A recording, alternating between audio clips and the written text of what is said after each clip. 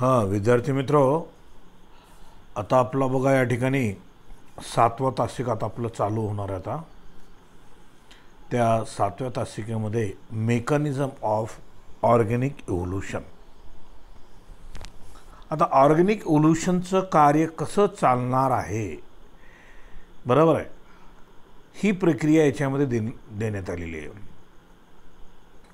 लक्षात घ्या, एक शब्द लक्षात ठेवा तुम्ही, थोडा थोडा बदल हे उत्क्रांती घडून येण्यासाठी कारणीभूत ठरतो. Small change lead for variation. थोडा बदल हे व्हेरिएशन होतो आणि व्हेरिएशन झाल्यामध्ये त्या सजीवामध्ये थोडा थोडा बदल, हळूवार बदल होत होत होत होत होत होत का होतं, खूप अनेक वर्षानंतर उत्क्रांती होत असते.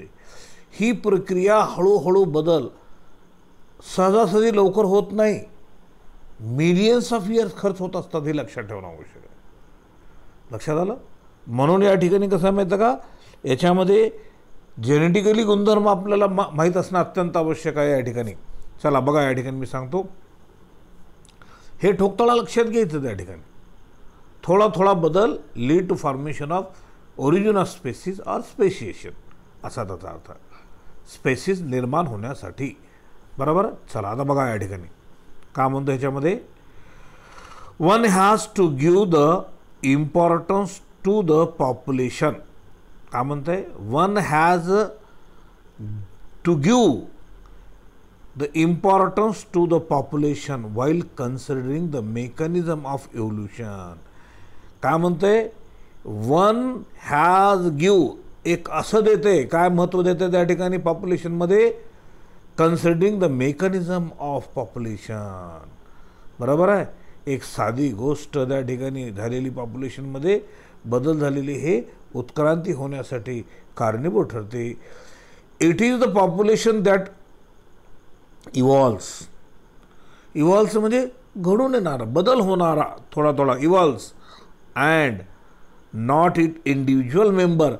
त्याच एका मेंबरमध्ये बदल होतो अशातला भाग नाही. पॉप्युलेशनमध्ये पॉप्युलेशनमध्ये अनेक मेंबर्स असतात.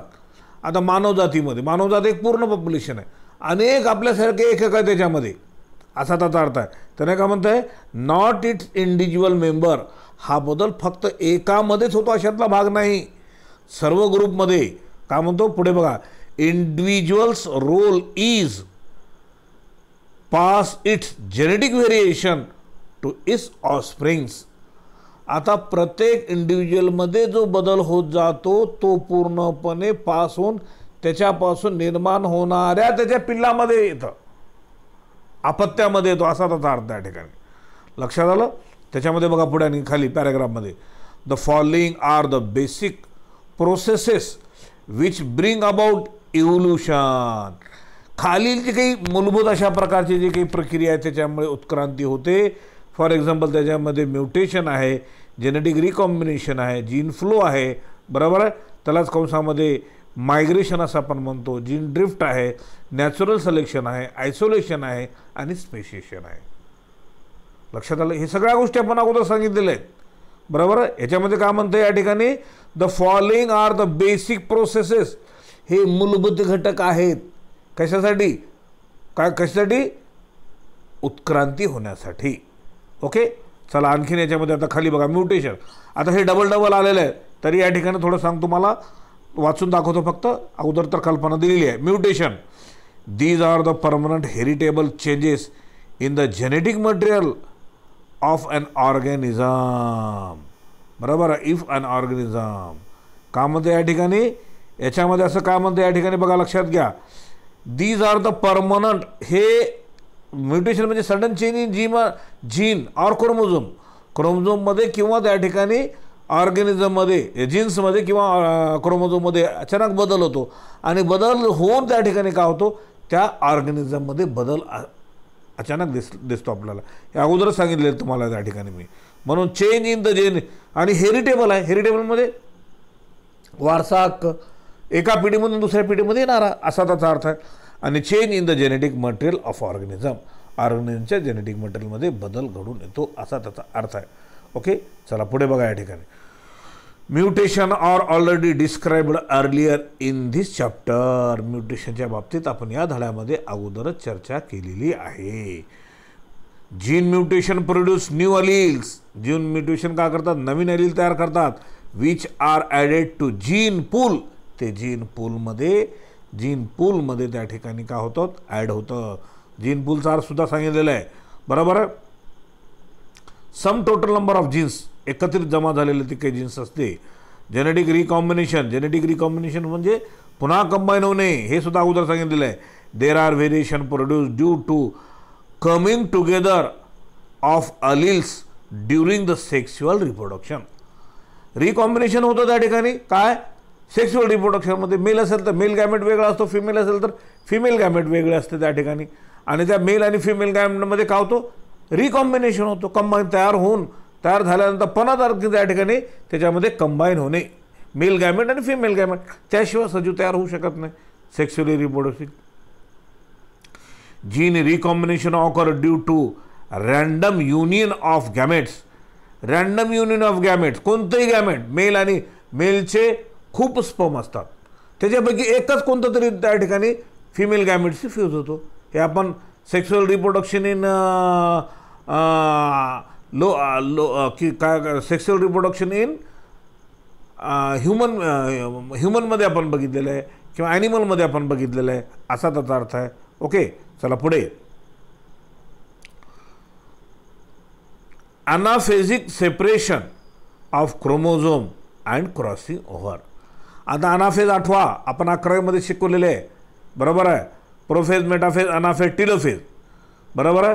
प्रोफेजमध्ये काय वैशिष्ट्य आहे, मेटाफेजमध्ये काय, अनाफेजमध्ये क्रोमोझोमचे तुकडे होऊन एकमेकापासून वेगळे जातात आणि क्रोमोझोम बिकम एल शेपड और व्ही शेपड, बरोबर आहे, लक्षात ठेवा. आणि क्रॉसिंग ओव्हर होते या ठिकाणी, बरोबर आहे.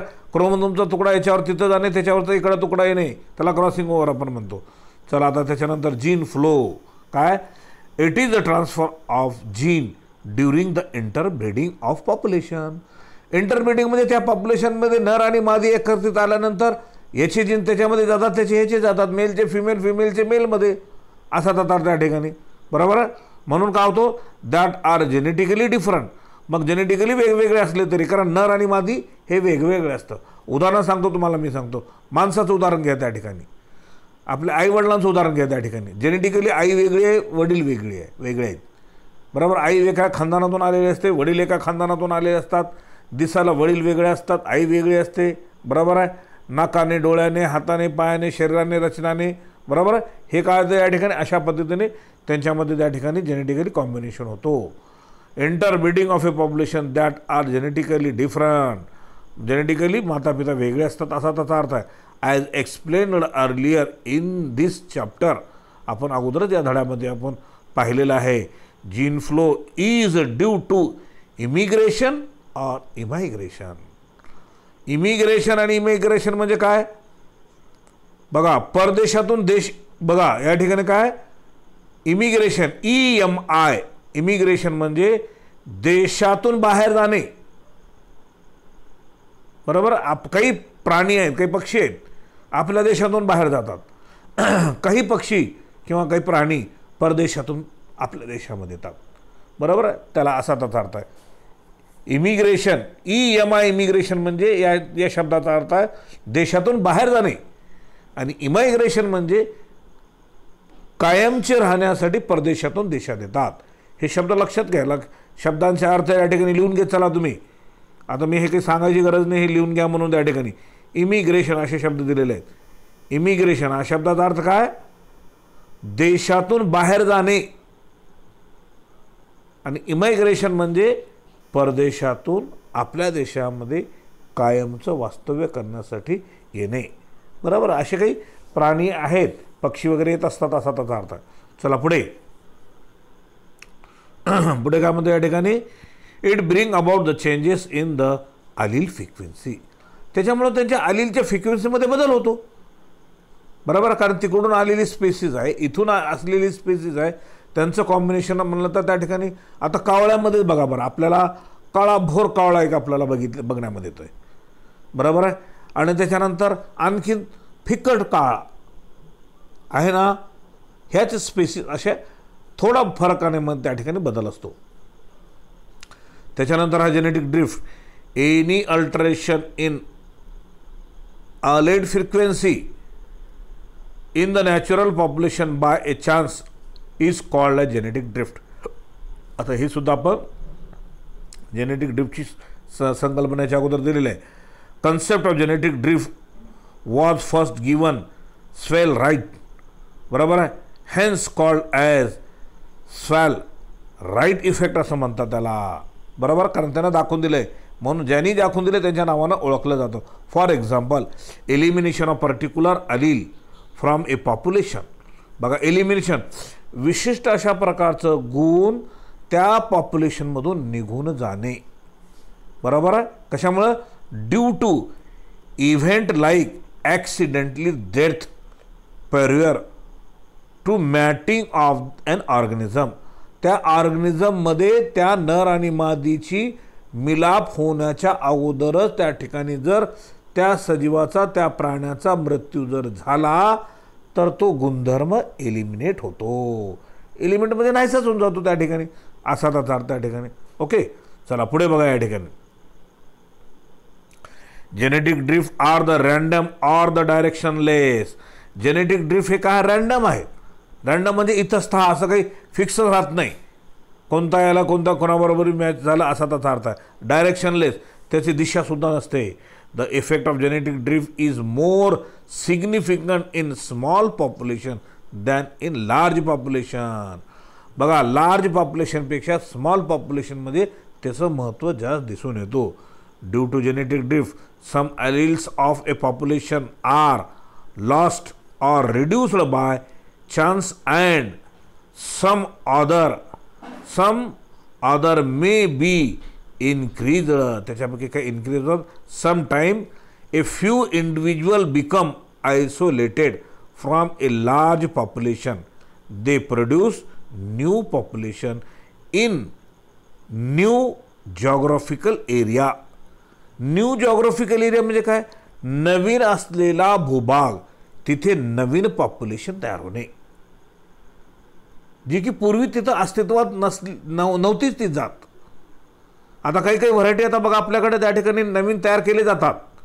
उदाहरणार्थ आता संकरित गाय आपल्याकडे होती का अगोदर? ते तयार केली गेलेली आहे, बरोबर आहे.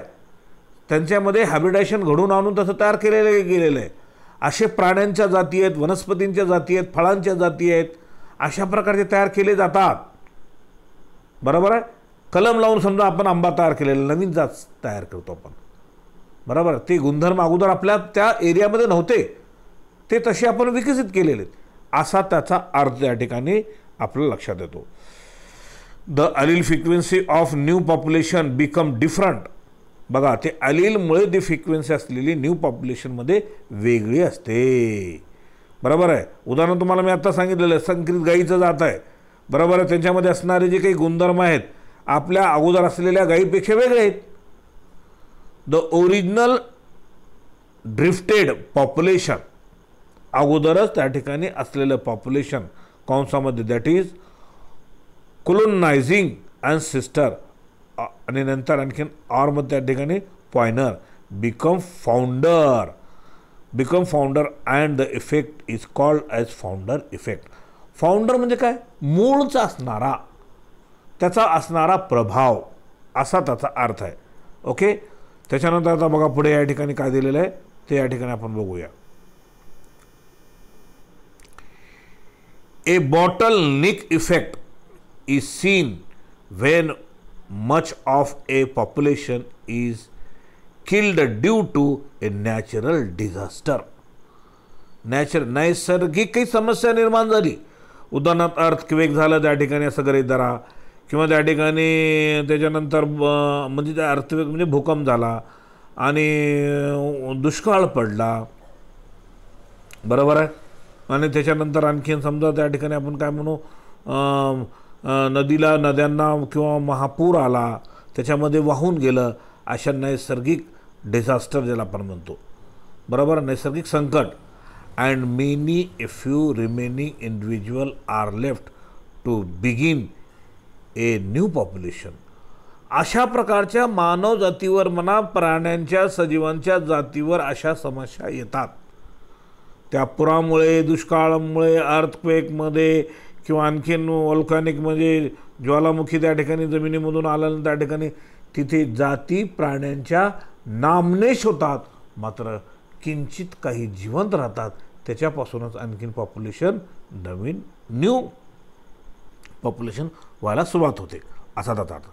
नॅचरल सिलेक्शन नैसर्गिक निवड it is a process by which better adapted individual with useful variation are selected by natural. मग आता युजफुल, आता त्याच्यापैकी काही मोजकेच त्या ठिकाणी निवडले जातात. ल्यूज ग्रेटर, मग राहूनच त्या ठिकाणी मोकळं राहणं, मग काय greater or more number of progeny, मग त्याच्यापासूनच खूप पिढ्या तयार होतात. अनेक अशा प्रकारच्या समस्या, उदाहरणार्थ कशाला तुम्हाला सांगतो, किल्लारीमध्ये भूकंप झाला, काय झालं त्याच्यामध्ये, तिथे खूप माणसं मेली ना, पण काही शिल्लक राहिली ना. आता शिल्लक असल्यापासून त्यांची पिढी चालूच आहे ना मानवाची, संपले तर नाही. कधी कधी एखाद्या विशिष्ट प्राण्यावर कोणते तरी रोगराई येते. आता उदाहरणार्थ आजच्या घडीतलं उदाहरण सांगतो, मानव जातीवर आलेलं संकट कोरोना व्हायरसचा. आज सर्व जगामध्ये मानवजात परेशान आहे, बरोबर आहे. मग पृथ्वी तलावरची सर्व मानवजात संपू जाईल असं आहे का? मरुलालेच खूप, हे मान्य आहे, बरोबर आहे. पण त्याचा काहीतरी आणखीन त्याच्यापासून काहीतरी मार्ग निघाला तर बरेच काही वाचू शकतात आणि त्याच्यापासून पिढी कंटिन्यू होते. मरणारे मरून जातात आणि उरलेल्यापासून ती पिढी कंटिन्यू चालत राहते. यालाच आपण काय म्हणू, म्हणजे या ठिकाणी मोर नंबर ऑफ प्रोजेनी म्हणजे पिढ्या, खूप नंतर त्याच्या पिढ्या हळूवार चालू होतात, म्हणून डिफरन्शियल रिप्रोडक्शन आपण असं म्हणतो. ओके, चला आता त्याच्यानंतर आहे types of natural selection. Natural सिलेक्शनचे टाइप्स त्याने म्हणतात आता प्रकार, बरोबर आहे. कोणते प्रकार आहेत तर या ठिकाणी आपण बघू. या ठिकाणी बघा, त्याच्यामध्ये स्टॅबिलायझिंग सिलेक्शन. स्टॅबिलायझिंग सिलेक्शन म्हणजे काय, स्थिर असणारं प्लस मायनस इक्वल टू 0, बरोबर आहे. तुम्ही जर अगोदरची पृथ्वीची समजा देशाला स्वातंत्र्य मिळाल्यावर त्यावेळेची लोकसंख्या किती होती आपली, किती होती सांगा बरं तुम्ही, 34-35 कोटी होती. आता किती गेलेली आहे, आता त्याच्या डबलच्या पुढे गेलेली त्या ठिकाणी, डबल टिबल. आणि काय होतं मग नंतर काहीतरी असं संकट येते आणि संकट होऊन त्या ठिकाणी काय होतं माहिती आहे का, प्लस मायनस इक्वल टू स्थिर. प्लस मायनस इक्वल टू स्थिर म्हणजे काय, काही उगवतात, मरतात आणि त्याच्यामध्ये बॅलन्स कायम राखतो. म्हणून काय म्हणतो या ठिकाणी स्टॅबिलायझिंग सिलेक्शन म्हणजे बॅलन्सिंग सिलेक्शन. बॅलन्सिंग सिलेक्शन म्हणजे त्याच्यामध्ये काय होतं, त्या ठिकाणी काही उगवतात, मरतात आणि परत आणखी जशाला तसं कायम राहतं, असा त्याचा अर्थ आहे. चला पुढे ह्याच्यामध्ये बघा मी काय सांगतो. Here more individual of a population acquired a mean character value. काय म्हणतंय, more individual of a population म्हणजे पॉप्युलेशनमध्ये असणारे जे काही इंडिव्हिज्युअल आहेत, एकक ज्याला आपण म्हणतो, ॲक्वार्ड ए मीन कॅरेक्टर व्हॅल्यू. मीन म्हणजे मध्यभाग, मध्य, प्लस मायनस इक्वल टू 0, मधला भाग. कमीही झालं नाही, खूप जास्तही झालं नाही. त्याच्यामध्ये त्या ठिकाणी काय झालं, बॅलन्समध्ये राखणे असा त्याचा अर्थ आहे, बरोबर आहे. मीन म्हणजे त्याच्यातला सेंटरचा भाग असा त्याचा अर्थ आहे. कमी नाही जास्ती नाही, बरोबर असा त्याचा होत आहे असं त्या ठिकाणी. It tend to favour the intermediate form. Intermediate form म्हणजे मधला. आता सांगितलं तुम्हाला, कमी नाही जास्त नाही. Eliminate both the phenotypic extreme. Eliminate कमी होणे, बोथ फिनोटाइपिक एक्स्ट्रीम. फिनोटाइपिक म्हणजे त्याच्यामध्ये असणारे गुणधर्म, एक्स्ट्रीम म्हणजे त्याचा त्या ठिकाणी टोकाचा जर काही भाग असेल, बरोबर, फिनोटाइपिकचा, तर तो कमी होतो. For example, more number of infant with intermediate weight survive better as compared to those who are overweight or underweight. लहान लेकरामध्ये त्या ठिकाणी जन्मण्याची संख्या खूप जास्त असते आणि जन्मल्यानंतर तो सुद्धा त्या ठिकाणी का होतो, त्यांचं त्या ठिकाणी अंडरवेट म्हणजे त्यांचं नंतर शेवटी जन्माला येऊन काही मृत्यू होतात, जन्माला येतात आणि बरोबर नंतर प्लस मायनस इक्वल टू बराबर अंडरवेट म्हणजे त्याचं बॅलन्स राखलं जाणे. बरोबर आहे. मग त्याच्यानंतर इट रिड्युसेस द व्हेरिएशन. मग त्याच्यामध्ये हळूहळू काय होतं, व्हेरिएशन कमी होत जातो. बरोबर. It does not lead to evolutionary changes. त्याच्यामध्ये इव्होल्युशनरी चेंजेस तेवढे जाणून येत नाही. But tend to maintain the phenotypic stability. Phenotypic जे आहेत, जे बाह्य बाजूने दिसणारे गुणधर्म त्याच्यामध्ये आहेत, तर त्याच्यामध्ये स्टॅबिलिटी म्हणजे स्थिरावणे, बॅलन्स असणे. विदिन द प्रोडक्शन, जे प्रोडक्शन होत असतो त्याच्यामध्ये, therefore it is described as stabilising selection. यालाच आपण काय म्हणतो, स्टॅबिलायझिंग सिलेक्शन. स्थिर असणारं निवड ज्याला आपण म्हणतो. आत्ता सांगितलेलं आहे स्टॅबिलायझिंग म्हणजे प्लस मायनस इक्वल टू 0. खूप वाढलेले मरहू लाले म्हणून काय म्हणजे काय होतं, त्या ठिकाणी त्यांचं बॅलन्स सारखा राखला जातो असा त्याचा अर्थ आहे. Genetically stabilising selection represent a situation where a population is added to its environment. का म्हणते, पॉप्युलेशनमध्ये ॲडिशन झाल्यानंतर त्या ठिकाणी काय एन्व्हायरमेंटमध्ये त्या ठिकाणी काय होतो, बरोबर आहे, पॉप्युलेशन हे वाढत असतं असा त्याचा अर्थ आहे. आता इथं या ठिकाणी एक ग्राफ दिलेलं आहे स्टॅबिलायझिंग. काय कसं दिलं त्या ठिकाणी, इथं नंबर ऑफ इंडिव्हिज्युअल, वाढत असलेले इंडिव्हिज्युअलची संख्या आणि टाईम, किती कालावधीमध्ये किती वाढले. बरोबर आहे. इथं ॲरो दिलेलं त्या ठिकाणी बघा काय दिलेलं आहे, selection against the both extreme, दोन्हीही टोकाचे, पॉप्युलेशन आफ्टर सिलेक्शन आणि ओरिजिनल पॉप्युलेशन. ओरिजिनल पॉप्युलेशन म्हणजे मूळचं कोणतं आहे तिथं दिलेलं त्या ठिकाणी ग्राफमध्ये बघा त्या ठिकाणी. बरोबर आहे. बाण तिथं मारून दिलेलं आहे. बरोबर. ओरिजिनल पॉप्युलेशन आहे बघा, हे ओरिजिनल पॉप्युलेशन हे डॉक्टरने दिलेलं आहे. बरोबर का.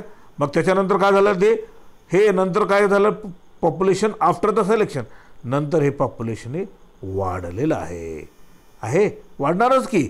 बरोबर आहे. जेवढं टाईम अधिक होईल तेवढं त्या ठिकाणी पॉप्युलेशन संख्या वाढते असा त्याचा अर्थ आहे. आणि त्याला स्टॅबिलायझिंग म्हणजे स्थिरावणे असा त्याचा अर्थ. चला त्याच्यानंतर आता बघा डायरेक्शनल सिलेक्शन. डायरेक्शन म्हणजे दिशा दर्शक सिलेक्शन ज्याला आपण म्हणतो. इन दिस टाईप, यामध्ये more individual acquired value other than the mean character value. याच्यामध्ये काय होते, मोर इंडिव्हिज्युअल ॲक्वायर्ड, मोर इंडिव्हिज्युअलची व्हॅल्यू संख्या वाढते than the mean character value. Than the mean म्हणजे मध्य जे काही भाग आहे त्याच्यापेक्षा अधिक वाढते असा त्याचा अर्थ आहे. Okay. Natural selection acts to eliminate one of the extreme of the phenotypic range and favor the other. For example, systematic elimination of homozygous recessives.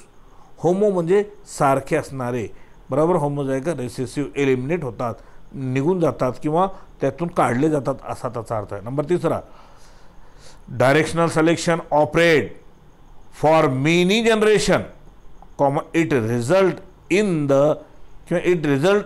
an evolutionary trend within a population and shifting a peak in a direction. Peak म्हणजे टोक, विशिष्ट टोकापर्यंत ते वाढून नंतर तिथं स्थिरावतो.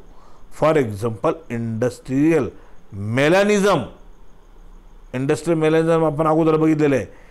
DDT resistance, बरोबर आहे. इंडस्ट्रीच्या भागामध्ये असणारे जे फुलपाखरू होते त्यांच्यावर त्या ठिकाणी कारखान्यातून निघणारी कानिक ज्याला आपण म्हणतो धूर, त्याच्यावर बसून त्या ठिकाणी ते काळेभोर होऊन जातात आणि झाडाच्या फांद्यामध्ये, झाडांच्या बार्कमध्ये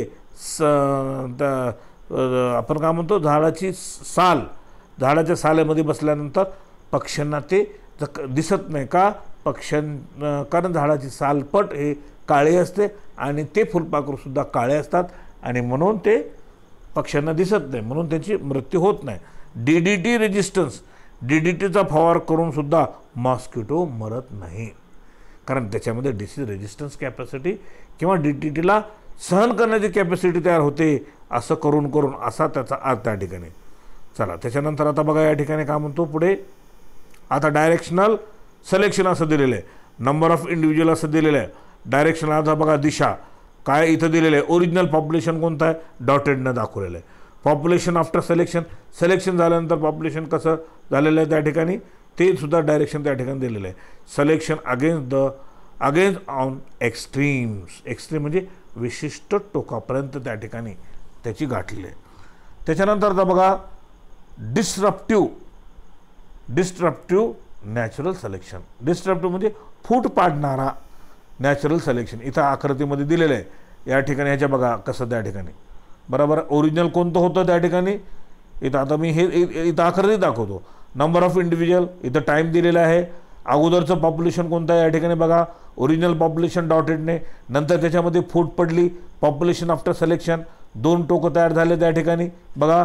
डॉटेड 1 होतं, नंतर 2 रो तयार झाल्यासारखं झालेले सिलेक्शन अगेन्स्ट द इंटरमिडिएट, दोघांच्या मधला भाग असा त्याचा अर्थ. चला आता ह्याच्यामध्ये बघा मी सांगतो वरून बघा. डिस्ट्रप्टिव्ह नॅचरल सिलेक्शन आहे. हां, here more number of individual acquire the peripheral character value at both the end of the distribution curve. Distribution curve कसं दिलेलं आहे त्या ठिकाणी बघा, वेगवेगळे कर्व झालेले आहे बरोबर आहे. Nature select the extreme phenotype and eliminate the intermediate, hence two peak are formed in distribution of trait. Peak point, टोकाचा पॉइंट, पीक म्हणजे टोकाचा point, are formed in distribution both, दोन्ही अशा प्रकारचे त्या ठिकाणी दिलेले आहे. दोन्हीवर त्या ठिकाणी पीक पॉइंट या ठिकाणी दिलेले आहेत. इथं या ठिकाणी बघा, हे बघा, हा एक आहे आणि नंतर हा एक आहे. हे तयार झालेलं आहे. अगोदरचं कोणतं होतं, अगोदरचं वेगळं होतं त्या ठिकाणी डॉटेडनं दिलेलं आहे ते बघत चला. त्याच्यामध्ये आता बघा या ठिकाणी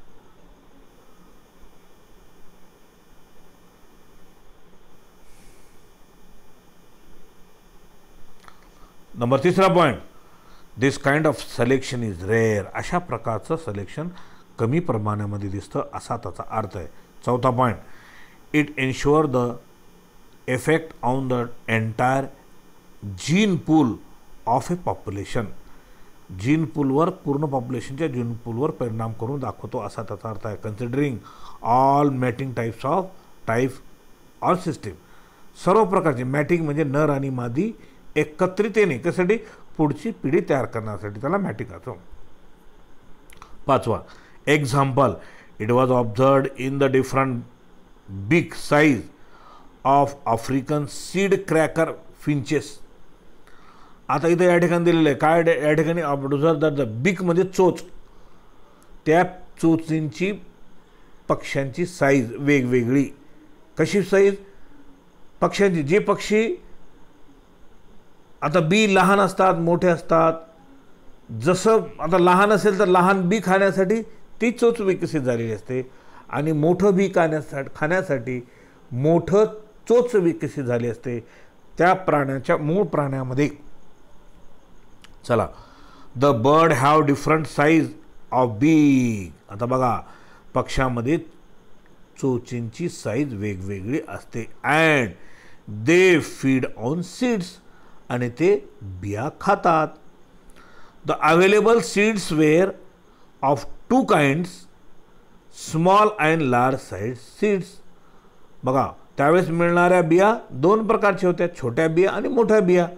large big size bird feed large seeds, हे माहितीच आपल्याला. ज्या पक्ष्याची चोच मोठी असेल तर ते मोठमोठे बिया खातात. While small big size bird feed on small seeds, छोटी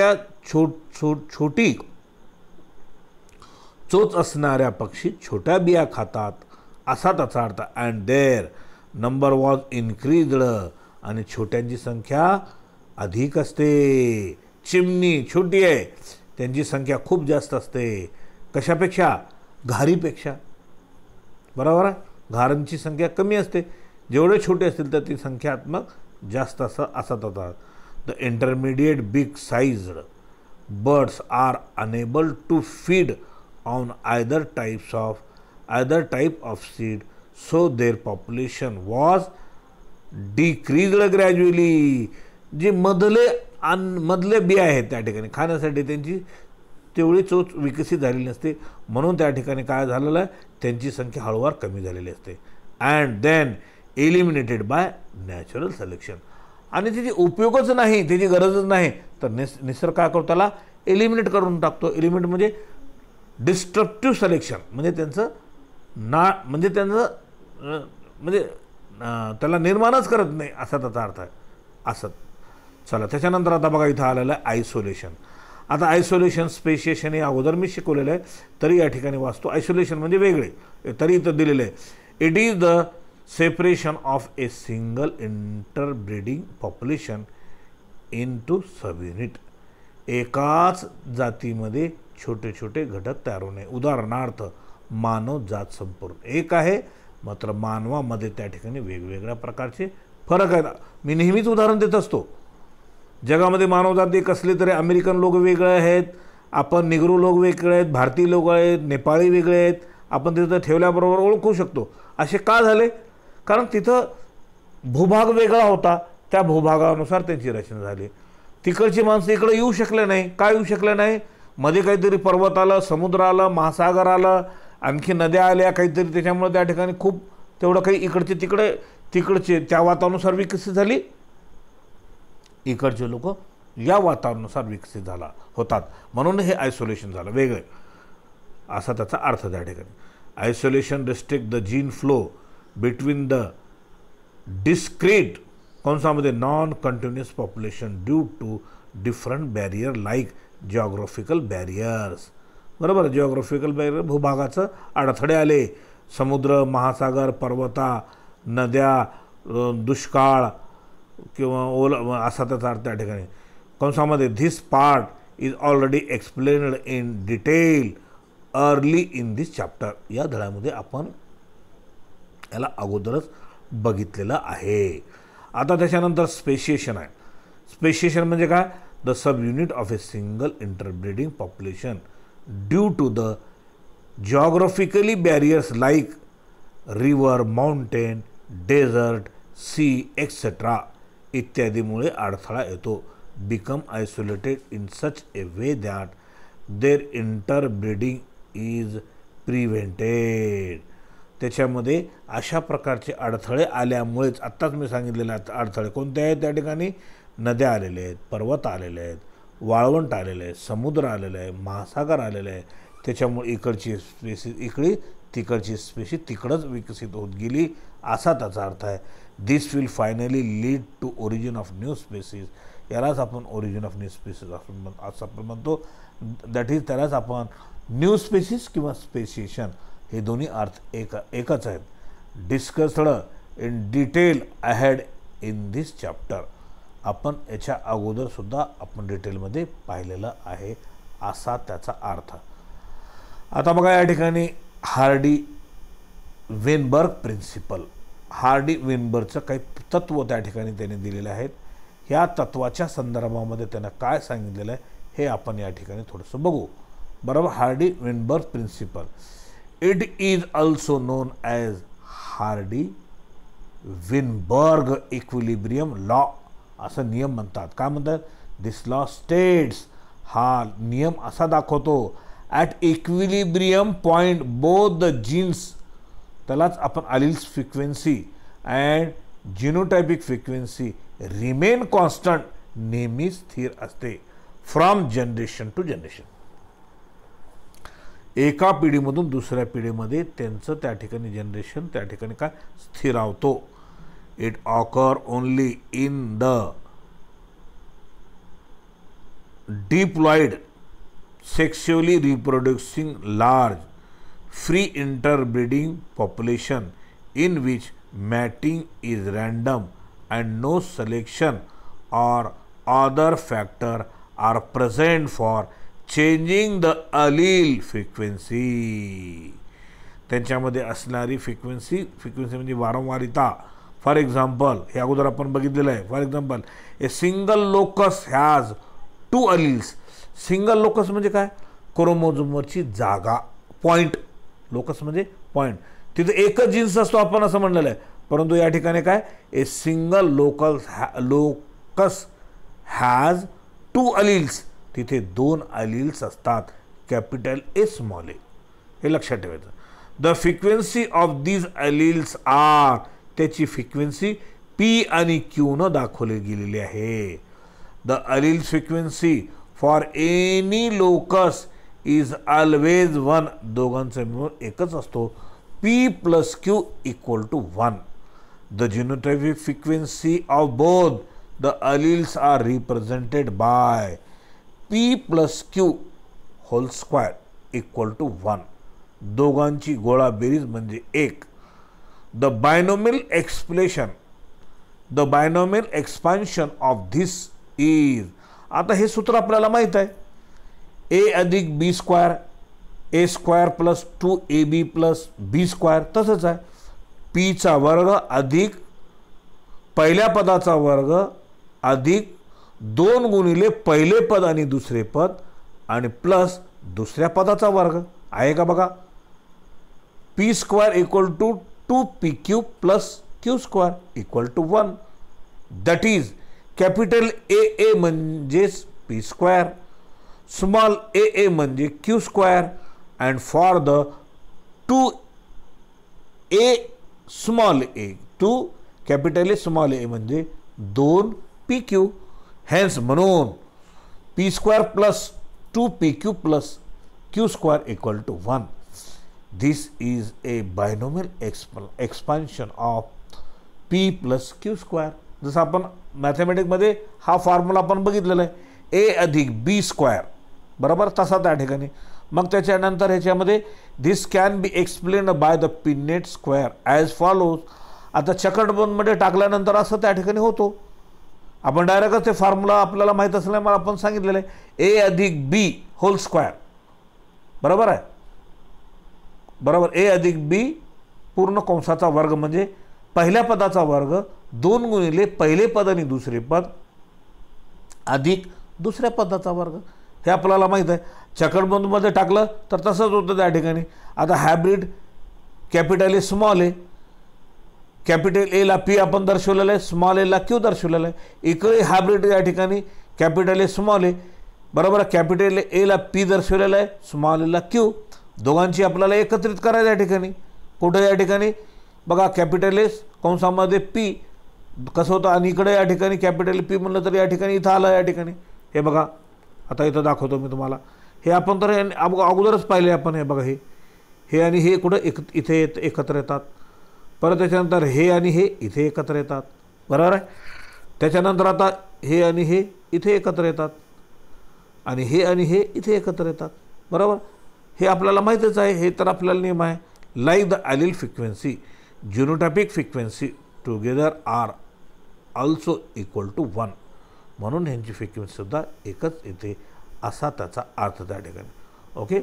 त्याच्यानंतर आता बघा ह्याच्यामध्ये आणखीन दिलेलं आहे. काय दिलेलं आहे? There are few factors such as gene migration, त्यालाच कंसामध्ये जीन फ्लो आपण म्हणतो, genetic drift, mutation, genetic recombination, natural selection, non random mating etcetera which affect or change the Hardy Weinberg equilibrium. आता ह्यानं दिलेलं जे फॉर्म्युल्यावर त्या ठिकाणी ह्या गोष्टी परिणाम करतात बरोबर आहे. ह्या गोष्टी इव्होल्युशन होण्यासाठी मदत करतात असा त्याचा अर्थ आहे. याच्यामुळे थोडा थोडा उत्क्रांती बदल होतो. If these factor do not occur in the population, जर हे फॅक्टर जर पॉप्युलेशनमध्ये आले नाही तर काय होतं आहे? Then population is genetically stable.